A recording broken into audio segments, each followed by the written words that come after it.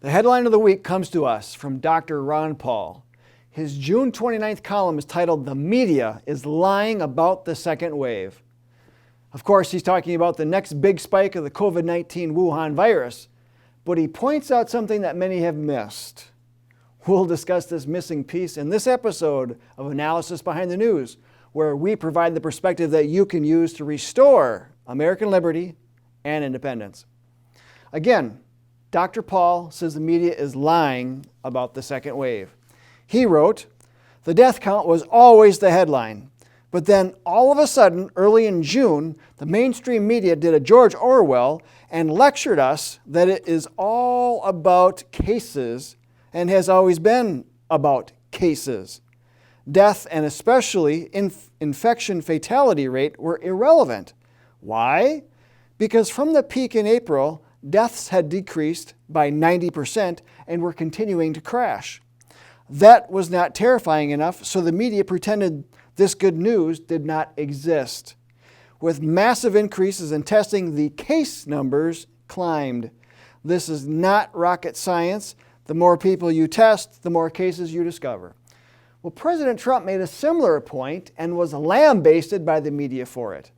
But Dr. Paul further states, "The narrative was intended to boost governors like Cuomo in New York and Whitmer in Michigan, who turned their states authoritarian under the false notion that destroying people's jobs, freedom, and lives would somehow keep a virus from doing what viruses always do, spread through a population until eventually losing strength and dying out."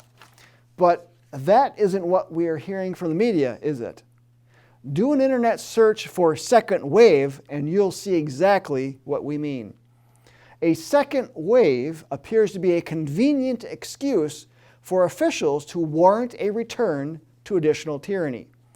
As Dr. Paul wrote further into the article, in Texas, the second wave propaganda has gotten so bad that the leaders of the 4 major hospitals in Houston took the extraordinary step late last week of holding a joint press conference to clarify that the scare stories of Houston hospitals being overwhelmed with COVID cases are simply untrue.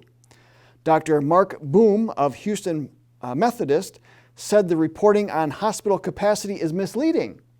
He said, "Quite frankly, we're concerned that there is a level of alarm in the community that is unwarranted right now."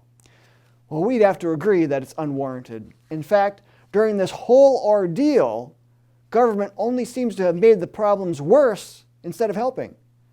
As managing editor Kurt Williamson wrote in the May 18 issue of the New American Magazine, there are 3 ways to deal with the coronavirus.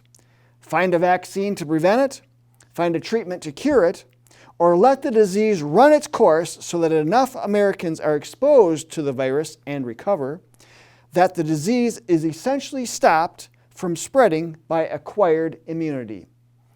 We have seen hospitals laying off staff because of the shutdowns, instead of them being overrun, as the hysterical prognosticators once predicted. Now, we've just celebrated American independence. Independence from a tyrant thousands of miles away, which seems to have been replaced with our own domestic tyranny that has been ushered into what's now being called the new normal. Well, let's use the irony of this and let it seep into our souls to get us good and mad. So much so that we are motivated to play an active role in recapturing our lost liberties and freedom. Samuel Adams once wrote, "If ever time should come when vain and aspiring men shall possess the highest seats in government, our country will stand in need of its experienced patriots to prevent its ruin." When you look around America at the events that have transpired over the last several months, you see a population whipped into easy submission by vain and aspiring men and women over the hyped-up unknowns of a flu virus. You see headline after headline and wall-to-wall media coverage supporting violent protesters, destroying and looting property in the name of justice. But the vain and aspiring men and women in the media don't give a voice to those whose lives are affected after their businesses are burnt down, or those who have been abandoned by police due to stand-down orders of vain and aspiring men and women in local government. We see media decrying citizens, sheriffs, mayors, and other local government leaders for choosing freedom over tyranny. This is the same media that trotted out medical experts who claim that racism is a pandemic and made asinine excuses about how protesters probably would not have spread COVID-19. While we see these same vain and aspiring men and women in the media and at all levels of government clamor for evidence that there is going to be a second wave of COVID-19 and fearmonger over a potential novel swine flu from China, we once again hearken back to the words of Mr. Adams.